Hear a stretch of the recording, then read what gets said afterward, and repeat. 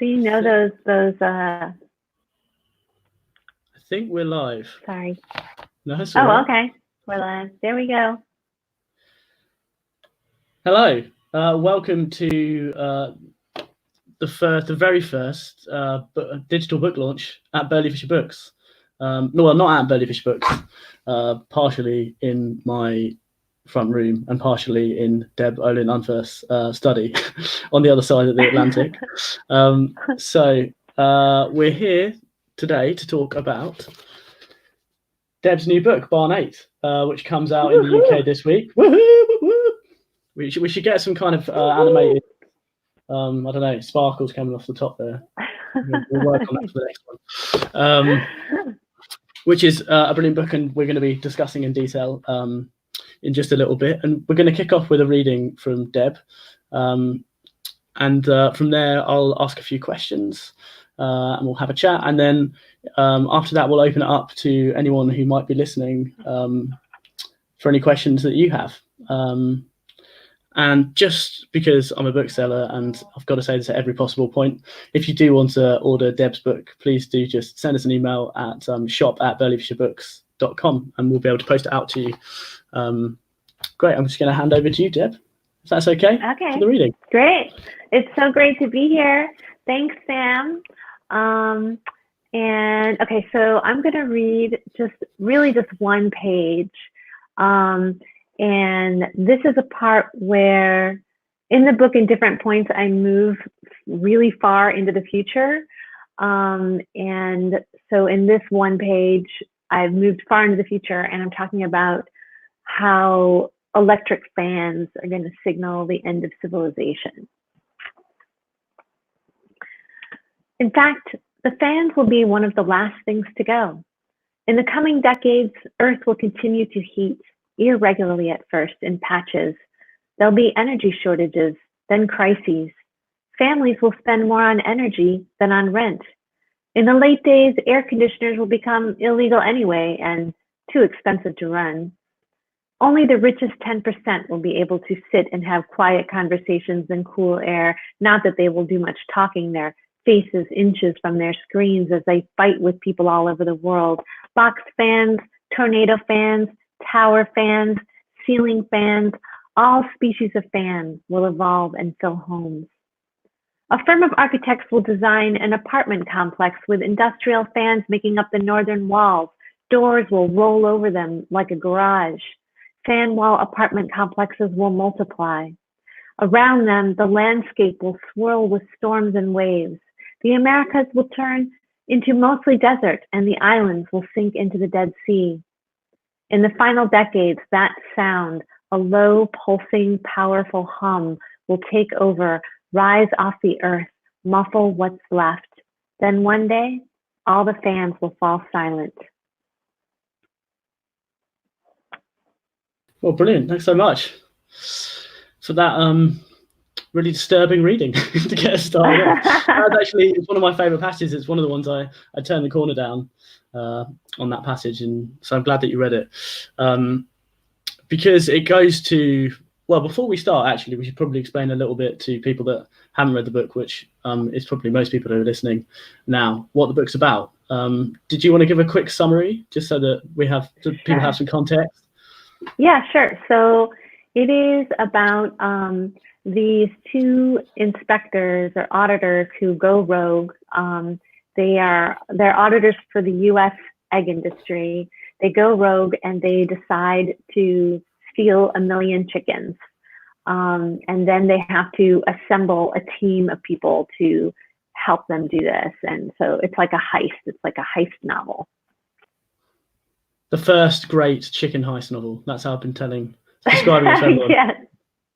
The first and last word on chicken heist novels. Yes. Brilliant. Well, going back to the fans, I thought that was a brilliant way of talking about the future, which is something that I've been thinking about a lot. And I suppose at the moment it's quite difficult it shifts every single day. And I think this book has a really interesting way of has kind of medium and then very long term future. The idea of the fans reminded me of the Kurt Vonnegut book Galapagos, when it's just those sea lions left. I was kind of imagining them as like whirring sea lions. Whoa, yeah. I completely forgot about that book. I loved that book when I was like, in 10th grade or something. I loved that book. It's really, it's one of its best, I think. But I was wondering, because a lot of it is concerned with where we're going in terms of ecology and technology. And I was wondering, when you're thinking about the book now, in this kind of slightly changed world, is there anything, the conditions, do you think have changed at all, or do you think it all just kind of holds the same? Well, I mean, it's pretty interesting. I mean, I feel like, of course, the COVID-19 came from, came from one of these places that keeps animals, and so it seems to me like it just reinforces the message of the book, which is about how horrible these factory farms are and these places that keep animals in such confinement. But something that I really wasn't expecting is how all over the world people have been able to just stop doing everything. Like I could never have seen that coming. I don't know if you could have seen that coming, but we just stopped. I mean, it's so astonishing and kind of beautiful in some way. I mean, it's also devastating. But in the world of this book, I don't know if that would have been possible. So, yes, I think that's really, don't you think that's interesting that we were able to do it? I do, yeah. I think the fans, again, going back to them, speak to that kind of endless churn of end capitalism and the way that it never stops, and that if it stops, it will die.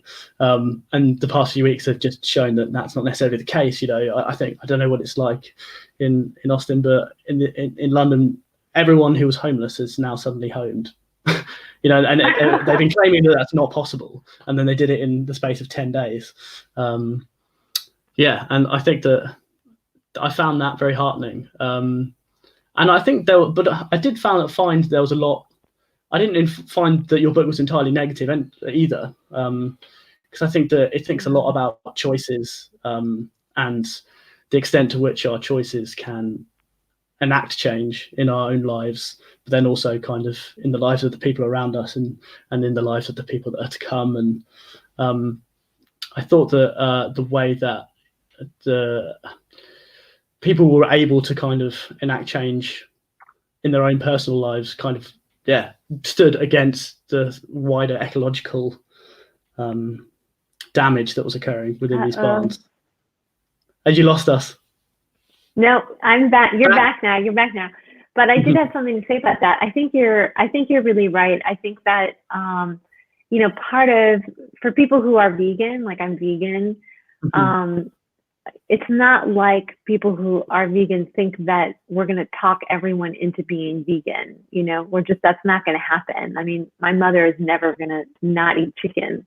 But there is something about just not participating for yourself that feels just kind of powerful, and it just feels like you're making a choice for your life that feels positive, and it feels like it is affecting things, even if those things are really small. And so that's kind of how I felt in the book, like that a lot of the people in the book are making choices that aren't going to affect a lot of animals or a lot of people, or maybe even more than themselves, but but just those small things alone are worth it. Okay, so I teach in this maximum security prison in southern Texas, and I get a lot of stories from them. I teach creative writing, and I get a lot of stories about suicide and about them wanting to commit suicide or trying to commit suicide. I mean, they have really long sentences, 50 years. And something that keeps happening in story after story is that one of them laughs, like that they're about to commit suicide, you know, and then someone makes a joke, or they see something funny, or someone kind of makes fun of them, and then they laugh, and then they realize that they're not going to kill themselves, like that there's always something that's worth it, and that one small thing makes life worth living, and gives them grace in their lives. And so I tried to put a lot of that in the book. Like, no, you're not going to be able to save all the animals, you know, but like the fact that these people were just like, oh, we're going to just try to save this million. We don't care, you know, we don't care if there's millions and millions and millions more, or, you know, whatever. Just screw it. We're just going to do it anyway. And I think that it comes from a similar kind of point of view. Like, you can't save everything, but you know, you can save this one little tiny thing. Yeah, I think that the grand gesture that they make is a really good way of counteracting the oppressiveness of numerousness, I suppose, within these. I think often you feel, because of the fact that so many things line up against you, and everything is so interconnected, and the numbers are huge, you know, 1 million chickens, or you know, 25,000 eggs a day, or whatever it is in the context of this book. You feel that the fan is moving so fast that there's no way that you can make any small change. And I think that's what's beautiful about this gesture of this heist, is that it's not really trying to. It's an interruption, but it's not trying to engage with the on the same level. It's not trying to like change the whole world, you know. Like even this pause that we're in right now, like we did the pause. It doesn't mean that we're not going to start back up again. It doesn't mean that we're going to be able to actually change anything ultimately, but there's value in the pause alone, like even just in the pause. And the same thing with these people, that 1 million chickens sounds like a lot of chickens, but there's way, way more chickens every day that are being slaughtered. And so, you know, and plus people don't even really care about chickens, but in that moment, you know, you can care about this one dumb little chicken, you know. I don't happen to think that chickens are dumb, but yeah, well, there's a lot in the book setting that stereotype to rest, isn't there? Which I really enjoyed. I also wanted to talk a little bit about political fiction, because I think alongside your book, there's a lot of other great writers working on, you know, writing books about activism. People like Jenny Offill and Nell Zink, kind of writing about what activism can do, and the ways in which we are compromised by the way that we live. And I wondered what you felt that you want political fiction to do. And I suppose because of this book, because the fact that this book thinks about how far we can change things, I wondered what you thought about how far political fiction can make an intervention into all of our lives, and, you know, change our minds. And yeah. Well, I feel like the thing that I love that political fiction can do is like complicate things, because I'm so tired. I don't know if you are, but I'm so absolutely sick of having to reduce all of my thinking to like or not like, or, you know, yes or no. And something that fiction can do that other things don't do is there's no yes or no answers. It's just very complicated. And so much of my favorite fiction does that. You know, the book, it has a number in its title. And when I was thinking about the title, I kind of wanted to interact with things like Catch-22 or Slaughterhouse-5, or there's a story by George Saunders called Fox 8. And they all have this kind of thing in common, which is like, which is this looking at something like war, or, you know, in my case, factory farming, that has become so much a part of modern culture, and yet is that we almost don't even see the absurdity anymore. And so I really wanted to take part in that conversation and just show the absurdity of it, and how the absurdity leads to, and it's funny, but it also, you know, it also can bring you to so much emotion and grief and complexity, you know, that can show us the complexity of these issues. And so that's one thing that I think fiction really has to add, really bring to the table even now. Yeah, no, I totally agree. I think that it helps us to empathize. I think a lot of the time that empathizing is kind of living with complexity, isn't it? And that, you know, finding it and valuing it. Yeah, definitely. My next question was about language, really, because I thought interesting you picked up on Catch-22. I thought that the way that the book picks up on the way that farming is trying to flatten language and to try and bury the things that are happening to the chickens within this kind of very flattened language. And I found that really interesting. Did you? Yeah, and I felt like the book had a lot of fun with it as well. The way that the central characters kind of take on these euphemisms and the way they kind of become part of their encoded speech as well. I wondered where all of that came from. Research. Like, yeah. I mean, I did a lot of research, and as I mean, the words were so astonishing. Just things like, you know, you take off the part of a face of you take off their beak. In modern farming, they slice the tip of the beak off, and you know, the activists call it debeaking, and the farmers call it I can't remember the word they use now, but it's something much less dramatic. It's something like, beak trimming. They call it beak trimming, and like as if you're just kind of cutting the ends off your hair. And so all of the different words associated with industrial farming are interesting to me. I mean, even just like the term industrial farming, I mean, that sounds like those words shouldn't go together, but they do. I mean, we make them. So, and it's a pretty horrifying. It's a pretty horrifying image, industrial farming. So yeah, so I tried to work. I mean, I've always been really interested in words, and in all of my books, like I have one book called Vacation that's kind of exploring the word vacation all the way through it.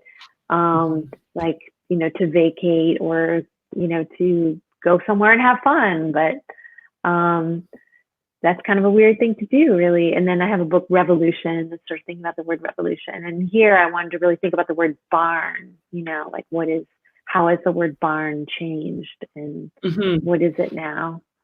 Yeah, I thought that was such a nice kind of central plank through the book as you kind of got more and more of the history of the way you know, from after the Second World War, that industry of chicken farming had arisen.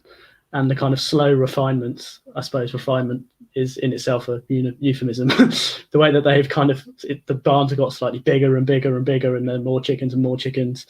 And it's just kind of more exquisite torture for the chickens, I suppose, just to get more eggs each time. It's really well drawn and really horrifying. Yeah, I tried to put a lot of history in there, but I tried to put it in such a way that you didn't really realize that you were learning the history. And I tried to make it sort of funny. So that was fun. Yeah, no, definitely it is funny. So I don't want to make it sound like it's just it's a horror show the whole way through, because it's definitely not. It's got a lot of heart as well. I also wanted to, another question that booksellers always want to ask is, who you mentioned George Saunders and Joseph Heller. Who else were you reading? Who else influenced the book outside of the research? Well, I think so. A lot of different books. Like, do you know the book The Known World by Edward P. Jones? I haven't read it. I've heard of it, yeah. Oh, you have to read it. It's so good. It's one of my favorite books. It might be my very favorite book of all time. And the structure is really weird. The structure of my book is really weird in that you have all these different voices, and And I got that idea from, I mean, I don't know if I actually got the idea, but reading The Known World by Edward P. Jones really taught me one way to do it and how to approach it. Also, there's this great book called Chicken by Annie Potts. And it's just a book about chickens, and it's so beautiful and weird. And I highly recommend it. There's another book called Chickens Live by Claire Druce, who she lives outside London, and she was one of the founders of the Chickens Live movement in England. And she wrote this amazing autobiography about it. Like, she and her mom just did this together, and it's hilarious. And they had, and she had a daughter, and so they just went around London putting themselves into cages and standing outside of government offices in these cages with signs about, chickens live in smaller cages than these, and it's just a great book. It's really funny and dark. Let me see, what other books? I mean, there were so many. More recently I read I read Weather by Jenny Opel, which I love. I thought that was a really good book too. So that's I thought there was a lot of parallels because that came out only quite recently here as well, between her book and yours, and kind of the way that it the gentle humor of it and the kind of the heart of it, and the way that it kind of was investigating on a day-to-day basis how these changes can make a difference. So if anyone has read Weather, because it came out a little bit before this, I think it's definitely a great book to go alongside that. There's a really beautiful moment, just going back to talking about the future, where you describe how chickens have like almost the notion of a future tense. It's which I absolutely love. And there's one central chicken who's kind of I suppose kind of like a metonym for all chickens, who discovers this future tense first, almost. Yeah. So I was wondering if there was, what do you think Bjork will be thinking about what's happening now? What hope can we draw from the current situation? From what would Bach be thinking about the fact that we're all inside our little cages? Exactly. Not being free range anymore. Yeah, exactly. Yeah.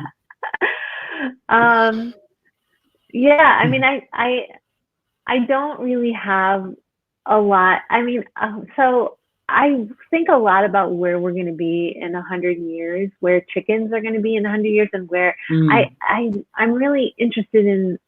I really am curious about whether or not we're going to come to a point where we're suddenly thinking, wow, this whole way of raising animals is really messed up. I mean, we're going to poison ourselves. We're doing this horrible, immoral thing. I'm really just, are we going to look back on this time and be really horrified? I wonder that a lot. People, I don't have that much hope in humanity. I mean, I feel like we were able to stop everything because we were afraid for ourselves and our families. But I wish that we could think of our families as much bigger. I wish that we could, I wish that we could see how interconnected we are to all things, and that when we protect all things, we're protecting ourselves. So I don't know. Are we gonna be able to see that more later? I don't know. I don't know. I feel like there's a great sense of fatigue around that attempt to kind of be inclusive and find space for a larger family, and that's I think Annabelle in this book kind of encapsulates that slightly, banging her head up against a brick wall of, and I felt that in Jenny Offal's book a bit as well. But perhaps this pause will mean that, we're all able to have a rest and get a bit of perspective, and perhaps find the energy to do that. I'm not sure. I feel like we should probably open it up to any questions or comments if anyone wants to. I see that we have one from Barry Norton, who's mentioned Animalia, which was published here by an independent press called Fitzcarraldo Press, but I don't know whether it would have appeared in the US. I don't think so. I don't know it. I think I've heard of it, but to industrialize pig farming and slaughter in a really beautiful way, in a really brutal way. I'm assuming that yeah, I don't. That sounds like such an amazing book, and I really, really want to see that book. That sounds really interesting. I don't know it. I love pigs. That's a nice comment from Sally, saying she's enjoyed our conversation and can't wait to read the book. That's so nice. Yes, I'm a vegan. I've been a vegan since 2008, so a while. And then my husband became a vegan in 2009, so we've had a vegan household for a long time. And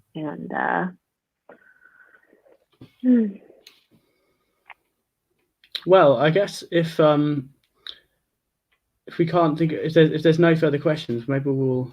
Oh, hold on. I'd love to know if there's anything that really surprised you about chickens or egg farming when you were researching the book, and if you have or would like any. Rescue chickens. So surprising things. There were a lot of surprising things when I was writing the book. One was the undercover investigators were really surprising, and the activists were really surprising, because when I thought of the idea for this book and realized how impossible it would be and how hard it would be, and I started investigating how they would do it, and I started spending a lot of time with undercover investigators and with activists to sort of figure out how this would all go down. I realized that, like, I don't think that they would decide to do this because they tend to focus more on how to stop the project of factory farming. So the idea of just doing it for a lot of individuals wouldn't really interest them. But I feel like if they did decide that they wanted to do it, they would do it. They could do it. They're such determined people that I believe that they could do it. And that was really surprising to realize. And then another thing that really surprised me was the farmers, because I just, having been vegan for so long, I just thought, like, farmers are just a bunch of assholes. Like, they just hate chickens and they're just mean people. And, but when I really, I got to know a lot of these industry farmers as I was researching the book, and they were not bad people. I mean, we just happened to disagree on the point of whether or not chickens have moral standing, but they were actually really nice people, and they just don't think that they're hurting the chickens by keeping them in the cages. So that was really surprising. About chickens themselves, I was surprised when I started spending a lot of time with chickens since I was researching the book. Like I had never really spent time with chickens. So I really wanted to be someone who had spent a lot of time with chickens by the time so I started doing that, and I was really surprised just by, like, how much personality they had, how different they were from each other, how curious they are, just how they have their own little family groups. And I thought that was really sweet. And they have, they would, as I would get to know them, they would follow me around the yards and stuff that I was hanging out in. Like, they get to know you, and then they want to hang out with you. And that was really surprising. So I love the fact that they can recognize up to 100 chicken faces, and they remember for months afterwards as well. Yeah. I had chickens growing up, but I always had this idea that, that they had kind of goldfish memories. But it's obviously not true at all. Yeah, not at all. No, because they live in these little family groups and they sleep in trees, which that was the thing that shocked me the most, that they actually sleep in trees. I love that. About chicken, so we've got a couple more questions here. One from Lily. I wondered if you always knew how the heist was going to go, and did you have more than one eventuality in mind? But answer that with no spoilers. That's the real challenge. I didn't always know every detail, but when I write, I always think that every story has more than one ending. So I always challenge myself to write 10 different endings. But usually, if I write 10 endings, they, one way or another, they all wind up in the book, even if the ending is contradictory, so that it winds up just being an imaginary ending in someone's mind. So I feel like this book ends in kind of in stages. And at the very end, you even go many, many, many thousands of years into the future. So since it has so many different endings, as you kind of progress toward the end, I feel like from the beginning, I knew some of what was going to happen, but I definitely didn't know all the different pieces of it, as I tried to and those evolved as I tried to imagine all the different kinds of things that needed to happen for the things to shut down. So I love the way that the characters are kind of constantly imagining alternate endings for themselves as well, or kind of these parallel lives, these lives that other versions of themselves are living, especially in the case of Janie. And so I felt a sense of that even from the beginning, almost from the first chapter. She's without giving spoilers, thinking about another Janie who's living this parallel life, and I think we all do that all the time. And I just thought that was really moving, and and then at the very end, I tried to have like a series. Like at the very end, I've got this very short chapter where you have different characters, just a couple lines from each one saying like what they're going to do next, or what they see for their own futures and stuff, what they've given up. So next up, we've got a question from CJ Mitchell, who asks, how far was the book structure clear when you started writing the book? It was really clear in terms of the overall. From the very beginning, I knew I wanted it to be like there was this one event that was the central event, and then everything else would be spinning toward it or spinning away from it. And I knew I wanted to go as far back as possible, like to the beginning of the evolution of birds. And I knew I wanted to go way far into the future to the end of civilization and beyond. So I knew I wanted it to be like that. And then it was just like, how in the world am I going to do that? So read it and you can find out. And then we've got a question from Nikki as well, about whether there's a lot of religion in chicken general animal farming. And she says she once listened to a debate with a Christian woman who thought very strongly that humans were superior, as opposed to kind of chain of man thing. Oh yeah, weird. Yeah. Well, yeah. I mean, there's the idea of animal husbandry that humans or man has been given dominion over the earth, and I mean that's right. That's in like the first chapter of the Bible or something. Like God says, I'm giving you all of these animals to be dominion over, to have dominion over. Yeah, I think that a lot of Christians in the United States, at least, believe that. Did you find that was a lot with the farmers? Did you find a lot of the farmers have quite strong Christian, and that's how they kind of justify to themselves why they're doing it, perhaps? Or yes, absolutely. I absolutely felt that the farmers tended to be Christian, and that they tended to feel like it was that humans own animals. Nikki says, sorry for a weird question. It wasn't a weird question. It was a great question. Yeah. It was a great question. I guess that I don't really think that we own things. We don't, especially beings. I don't think that we can actually, I think that that's a very weird assumption that we have made and that kind of runs our entire society, that we own the air and we own all the oceans and everything that's in it, and we own even other planets. And I mean, we own everything. We own what's underground, and we certainly own all animals.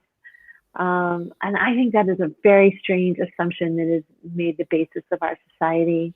And that it forms the basis of modern farming for sure. And it has a biblical root. I loved the bit in the book where I'm trying to think of a way of describing it without giving spoilers, where you describe an area that's kind of been destroyed by human beings, and that in itself is a sanctuary because humans can't go there. It's the only place that anyone is safe from us, is the place that we've made impossible for us to go. Yeah. Well, when I was researching this book, I met a lot of pretty strange people. And so there's this one group called Uncrowd, where they believe in this concept of wilderness, of trying to create areas that humans will voluntarily withdraw from, in order to just create spaces for nature and animals and just other things, where we're just not going to go in there and just mess it up. We just all agree, no one go there. That's not ours, So they wanted to create these things, and they also uncrowd. The idea behind uncrowd would be that we all sort of agree that we're not going to have children, would be another aspect of that. They renamed themselves to having kids because the name Uncrowd was so offensive, I guess, to so many people. But I don't know, that kind of messes up the whole concept of the group, I think, to call it having kids, because then you get into the group and you realize, oh, well, really we mean not having kids, But anyway, the idea behind this that I took from them was this idea of wilderness. But it's so disappointing because humans, we just can't help ourselves. If we say, oh, we're just going to have this beautiful, quiet area where we're not going to go, that's the first place we're going to go, We're just going to be like, there's no one in there. Let's get in there. Let's see it. Let's take pictures of it. Let's put it on social media, or let's write stories about it, or whatever, Come here, look at this place where there's no one here. Quick, there's no one. Exactly. So the idea that there could be the only place that we're safe, that it could be safe from us, is these Superfund sites. In the United States, we call them Superfund sites that are so contaminated that that humans can't go in there. And that's the only place where plant life or animals might have the slightest chance. So we've got a question from Jordan Taylor-Jones, a more general question. He'd love to know what you're reading at the moment and what you're most looking forward to being published this year. Oh, wow. That's so great. Well, as a matter of fact, I have this huge stack of books under my desk here because I have a couple old students who contacted me and said, let's all read a bunch of books together this year. And I was so dumb, I agreed. And now I've got oh my God, it's so many. I'll just take a couple. I'll pick up a couple. This is the top of the list. So, all right. So here's one, Zone 1 by Colson Whitehead. It's got a sticky note on it. Isaac Babel, Collected Stories. There's another. There's this one. Anne Berg. Anne Quinn. Love Anne Quinn. Yeah. I know, she's so great. Yeah.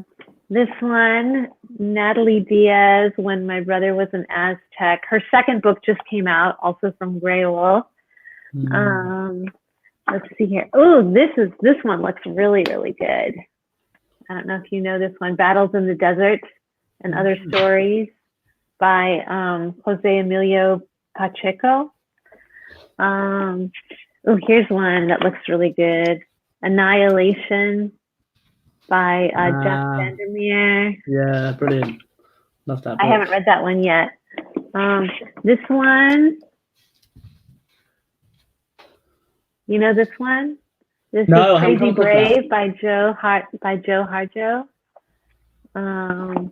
You probably know this one. It's a lot of American books, actually. Oh, yeah. One of Yeah. my colleagues read that and really enjoyed it. So Yeah, oh, the And Other Stories guys are going to be really pleased about your Anne Quinn shout out because they're Anne Quinn's publisher in the UK. Oh, really? So, Well, I've read. yeah. I can't believe I didn't know that. I knew that actually. I've read other books by her. Yeah. Oh, here's one that I think is English.